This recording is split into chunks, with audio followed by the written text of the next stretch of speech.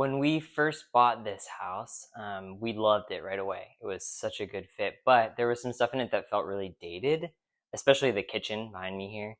We did fix a lot of it up, so this is not what it looked like originally. What it looked like originally is here.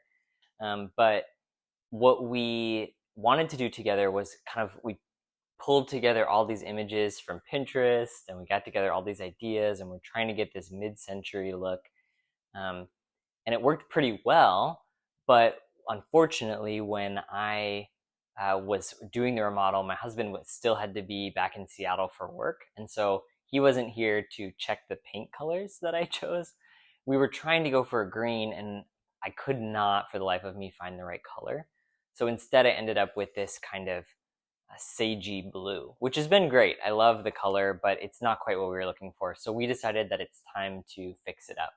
So in this video, what I want to show you is best practices, like the best way, some of my tips and tricks for painting, and a couple of things you can avoid so that your project turns out really good in a kitchen. Okay, so before we get started, I'm just going to get changed into some painting clothes. Okay, let's get started. Most important in this is going to be your paint. Do not get paint for this project that is like subgrade, because it's a kitchen. It's the highest traffic space in your house. You're definitely going to want a paint that has good coverage. So when you go into the paint store, make sure that you ask them for a strong, durable, hard coat paint. You could tell them where you're using it in the kitchen or wherever else, and that's really going to make a difference as well. So we picked this color. We were trying to get a green and we tested it, and so this is the right color for us. It's called Rosemary, and we got a gallon of this paint mixed. Next thing you're going to need are rollers. So I have this. Obviously, we are very much reusing things in this house, so this has been through many projects, but it's great. It's clean. All of the things are dried. Next thing is going to be your screwdrivers. You're going to need this to get the hardware off of the cabinets, so that's going to be really important. Some tape. We're about to redo our floors in here, which is part of what is inspiring this project, so we're not going to have to tape a whole lot, but I will show you how and where we might want to tape in this project. And then finally, a touch-up brush for some of the last-minute stuff that you might be doing in a couple of different spots. Okay, so when you are working in a kitchen space, or any space that has grease, but especially kitchen space, what you're going to want to start with is getting some warm, really lightly soapy water, and you're going to want to wipe down the counters, the cabinets rather, because any of that residue, that greasy, sticky stuff from cooking or just from people being in the kitchen, is going to potentially stop your paint from bonding the right way. And that could cause problems later when it starts to dry or starts to try to set up. So I am going to get some water here, and then we will get going.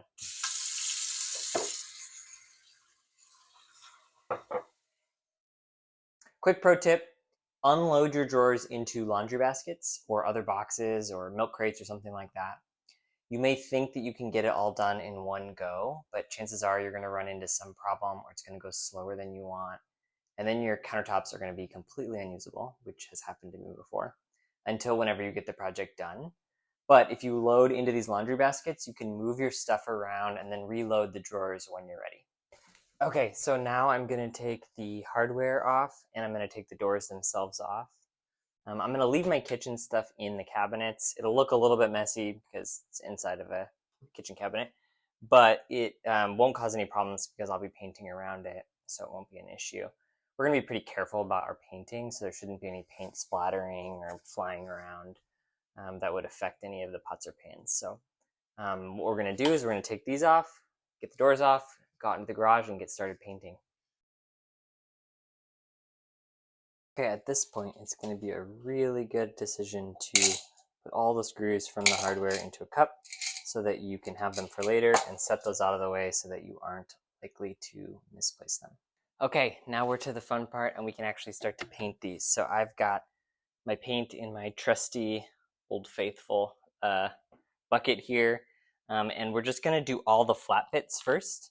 So we're going to get around all the flat bits, and then we're going to come back with a brush and do the middle. I will do some of the inside with the roller if I can get it to fit, right? So it's going to be decent, but then we're going to want to kind of come back and make sure we get all the edges as well as the outsides, which again I will do with the roller.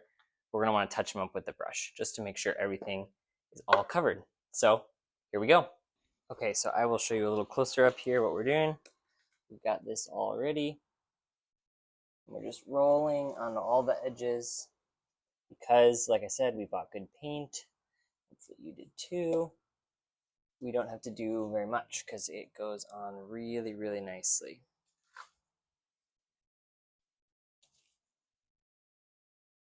Keep an eye out for any spots where you might get kind of ridges, and then make sure to just lightly roll the brush back over what you've done. So your first coat is about putting paint on. Second pass with the brush or with the roller is about smoothing out the paint that you already put on. Like I said, we're going to do the edges here with the brush, but I'm just going to get as much as I can with the roller. And then I'm going to go back around all my edges, all my surfaces, just smoothing out that coat. Making sure it's all one nice level. Okay, like I said, we don't have to worry too much about the floors because we're pulling them up here in a couple weeks to replace them. Part of why we wanted to get the cabinets done. But I'm going to put this towel down just so that we don't get too much on the floor. And I want to just show you now the process of kind of getting all these flat bits all painted up. It's really easy, which is nice. I've kind of finishing up here, so I'll show you a little bit. Same thing, don't have too much paint on your brush here. Go top down, that way if you get any drips, you can work with them. You can kind of work them in.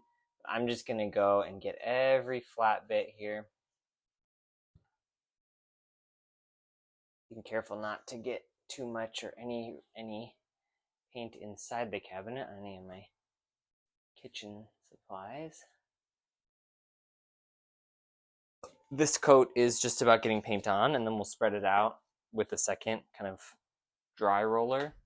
And then we'll come back with the brush and get all the corners and all the little areas that are too difficult to reach by hand with the roller.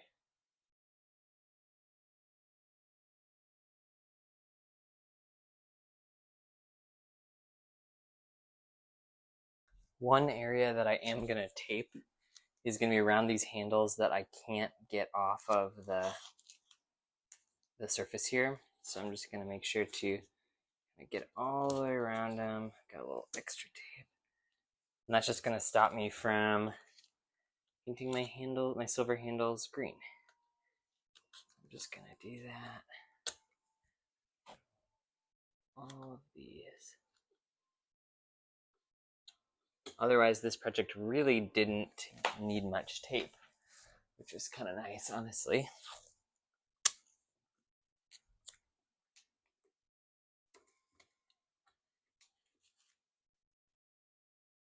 That way I can paint. So I'm focused here on getting an even coverage on everything. I'm not too worried about the details. Mostly I want this first coat, I want to make sure that I'm not leaving big portions of this undone, that I've missed something important. So I'm going through and getting all the details and just making sure to go slow, even though the video seems fast. Okay, so I got the painting done last night and I did a couple little touch-up things this morning, but we are now ready to kind of do the big reveal. So I'm really excited to show you because it makes a big difference in here. So I'm going to show you in just a second. If you enjoyed this video, please give me a like. You can hit subscribe for more content related to house and garden stuff. Yeah, and comment below if you are looking to do a project like this yourself, or if you have any questions or comments, I'd love to hear them. Okay, so without further ado, here's the reveal.